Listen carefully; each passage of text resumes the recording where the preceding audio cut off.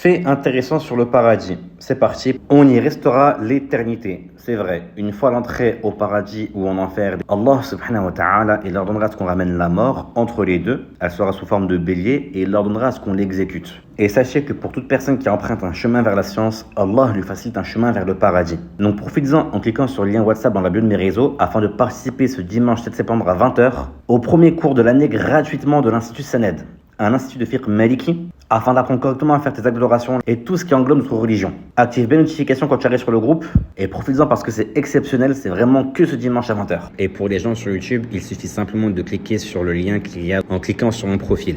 Les aliments apparaissent à volonté. Allah subhanahu wa ta'ala dans le Coran nous informe que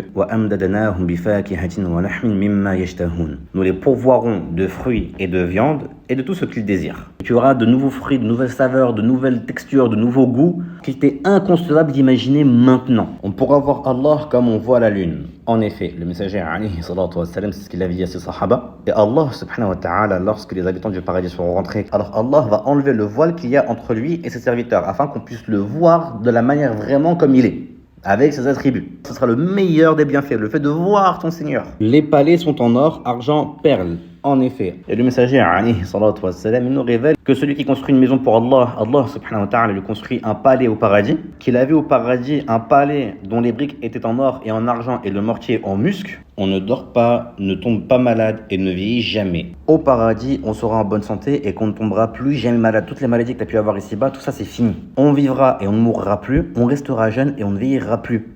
On aura 33 ans, l'âge que Isa alayhi salam il avait avant son montée aux cieux. Imagine, tu te retrouves potentiellement avec ta famille au paradis, tu as le même âge que ton père. Il y a des rivières de miel, lait, vin et d'eau pure. En effet, Allah subhanahu wa ta'ala, ça il nous dit directement dans le Coran. Donc là, je sais que ça peut en interloquer quelques-uns, mais sachez que c'est un vin qui n'enivre pas. Au paradis, il n'y a plus de péché possible à prendre. Ces plaisirs du paradis n'auront de choses comparables avec les plaisirs d'ici-bas, seulement le nom.